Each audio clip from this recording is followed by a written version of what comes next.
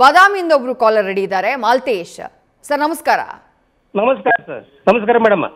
ಹೇಳಿ ಸರ್, ನಿಮ್ಮ ಅಭಿಪ್ರಾಯ ಹೇಳಿ ಸರ್.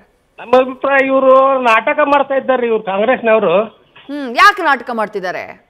ನಾಟಕ ಅಂದ್ರೆ ಇವ್ರದ್ದು ಗ್ಯಾರಂಟಿ ಇದು ಸರಿಯಾಗಿಲ್ಲ. ಸಿದ್ದರಾಮಯ್ಯಂದು ರಾಜಕೀಯ ಓಲೈಕೆ ಮುಸಲ್ರ ರಾಜಕೀಯ ಓಲೈಕೆ ಮಾಡ್ತಾರೆ, ಅದರಂತೆ ಇವ್ರು ನಾಟಕ ಮಾಡಿ ಇವ್ರು ಜನರ ತಪ್ಪು ದಾರಿ ತಿಳ್ತಾರ್ರಿ. ಇವರು ಮುಂದೆ ಅಧಿಕಾರದ ಮುಂದುವರೆದು ನಮಗೆ ಸರಿ ಕಾಣುದಲ್ರಿ ಇವ್ರದ್ದು. ಅಂದ್ರೆ ಇಡೀ ಹನಿ ಟ್ರ್ಯಾಪ್ ಆರೋಪ ಎಲ್ಲರೂ ಕೂಡ ನಾಟಕ ಜನರನ್ನ ಡೈವರ್ಟ್ ಮಾಡೋಕೆ ಅಂತ ಹೇಳ್ತೀರಾ? ಹೌದು, ಡೈವರ್ಟ್ ಮಾಡ್ಯಾಕ್ರಿ ಇದು. ಅಂದ್ರೆ ಇವ್ರು ಬಿಜೆಪಿ ಮ್ಯಾಗ ಆರೋಪ ಮಾಡಾಕ ಅವ್ರು ನಾಟಕ ಮಾಡ್ತಾರೆ. ಇನ್ನು ಇವ್ರು ವಿರೋಧ ಪಕ್ಷ ಮಾಡಿದ್ರೆ ಅದಕ್ಕೆ ಹೌದು ಅಂತಿದ್ವಿ. ಇವ್ರು ತಮ್ಮ ಒಳಗ ಮಾಡ್ತಾರಂದ್ರ ಇದು ಜನರಿಗೆ ಸರಿ ಕಾಣುದಲ್ರಿ, ಇದು ತಪ್ಪಾಗತ್ರಿ ಇದು. ಈಗ ಮಾಲ್ತೇಶ್ ಅವರೇ ಅಂತ ಮಜಾ ಮಾಡ್ಬೇಕ್ರಿ ಅವ್ರನ್ನ. ಅವ್ರ ಯಾರ ಈ ಸಚಿವರನ್ನ ತೆಗಿಬೇಕ್ರಿ ಅವ್ರನ್ನ. ಈಗ ಜನಪ್ರತಿನಿಧಿಗಳನ್ನ ಆಯ್ಕೆ ಮಾಡಿ ಕಳ್ಸೋದು ಯಾಕೆ ಹೇಳಿ?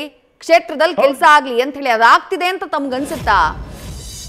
ಅದು ಏನ್ ಹಬ್ಬದಾಗ 4ನೇ ಭಾಗ ಆಗ್ತದೆ, 12ನೇ ಭಾಗ ಬೋಗಸ್ ಐತ್ರಿ. ಆದ್ರ ಸ್ವಲ್ಪ ಈ ರಾಜಣ್ಣ ಅವ್ರನ್ನ ಬಾಳ ಅವ್ರ ಸ್ವಲ್ಪ ಓಟ್ ಐತ್ರಿ, ಅವ್ರನ್ನ ಸ್ವಲ್ಪ ಇವ್ರ ಬಾಯಿ ಸ್ವಲ್ಪ ಹತ್ತಿ ಇಡ್ಬೇಕಂತ ನಾವು ಮುಖ್ಯಮಂತ್ರಿಗಳು ಮನವಿ ಮಾಡ್ತೀವ್ರಿ ನಾವು. ಯಾಕ ಅವರಿಂದ ಅವ್ರಿಗೆ ಸ್ವಲ್ಪ ಕೆಟ್ಟ ಹೆಸರು ಬರುತ್ತೆ ರಾಜಣ್ಣಿಂದ. ಉಳಿದಾರ ಚಲೋ ಅದ, ರಾಜಣ್ಣಿಂದ ಕೆಟ್ಟ ಹೆಸರು ಸರ್ಕಾರಕ್ಕೆ ಬರ್ತಾ ಹೊರತಾಗಿ ಅವ್ರನ್ನ ವಜಾ ಮಾಡ್ಬೇಕಂತ ನಾವು ಕೇಳ್ಕೊಂತೀವ್ರಿ ರಾಜ್ಯಪಾಲರು. ಅಲ್ಲ, ಈಗ ರಾಜಣ್ಣನ್ ಯಾರೋ ಹನಿ ಟ್ರ್ಯಾಪ್ ಮಾಡಕ್ ಟ್ರೈ ಮಾಡಿದಾರೆ ಅಂತ ಅವ್ರು ಹೇಳ್ತಾ ಇರೋದು, ಈ ತರ ನಡೀತಾ ಇದೆ ಅಂತ ಹೇಳಿ. ಹನಿ ಟ್ರ್ಯಾಪ್ಗೆ ಹನಿ ಟ್ರ್ಯಾಪ್ ವಯಸ್ಸನ್ರಿ ಅವ್ರದ್ದು. ಅವ್ರ ನಾಟಕರಿ, ರಾಜಣ್ಣ ನಾಟಕರಿ. ಹೌದು, ಸುಳ್ಳು ಹೇಳ್ತಿದ್ದಾರೆ ಅಂತ ಅನ್ಸುತ್ತಾ ತಮ್ಗೆ? ಸುಳ್ಳು ಹೇಳ್ತಿದ್ದಾರೆ ಮೇಡಮ್. ಇದನ್ನ CBI ಕೋರ್ಟ್ ತನಿಖೆ ಮಾಡಿ ಅವ್ರನ್ನ ವಜಾ ಮಾಡ್ಬೇಕು, ಅವ್ರನ್ನ ರಾಜಣ್ಣನ್ನೇ ವಜಾ ಮಾಡ್ಬೇಕು ಅಂತ ಹೇಳ್ತೀರಿ? ಹೌದ್ರಿ ಮೇಡಮ್. ರೈಟ್ ಮಾಲ್ತೇಶ್ ಅವರ, ಥ್ಯಾಂಕ್ ಯು ನ್ಯೂಸ್ ಫಸ್ಟ್ ಜೊತೆ ಮಾತನಾಡಿದ್ದಕ್ಕೆ. ರಾಯಚೂರಿಂದ ಅಂಬರೀಶ್ ಅವರು ಕರೆ ಮಾಡಿದ್ದಾರೆ. ಅಂಬರೀಶ್ ಅವರೇ ನಮಸ್ಕಾರ. ನಮಸ್ಕಾರ ಮೇಡಮ್. ಹೇಳಿ ಸರ್, ಈ ಬೆಳವಣಿಗೆಗಳನ್ನ ನೋಡ್ತಾ ಇದ್ರೆ ನಿಮಗೇನ್ ಅನ್ಸುತ್ತೆ? ಮೇಡಮ್, ಇದೊಂದು ಎಲ್ಲ ಡಿಸ್ಕ್ರೈಬ್ಡ್ ಅಂದ್ರೆ ಮೊದಲೇ ಸ್ಕ್ರಿಪ್ಟ್ ಬರೆದು ಮಾಡ್ತಾರಲ್ವಾ, ಆ ತರ ಇದೆ ಇದು. ಯಾಕೆ ಹಾಗನ್ಸುತ್ತೆ? ಯಾರನ್ನೋ ಕಟ್ಲಿಕ್ಕೆ ಇಲ್ಲ ಇಳಿಸ್ಲಿಕ್ಕೆ ಈ ತರ ಒಂದ್ ಯಾವ್ದೋ ಸೃಷ್ಟಿ ಮಾಡ್ಬಿಡೋದು, ಜನಗಳನ್ನ ಅವ್ರ ಗಮನ ಏನೈತಿ ಬೇರೆ ಕಡೆ ಸೆಳಿಲಿಕ್ಕೆ ನೋಡ್ತಿದ್ದಾರೆ.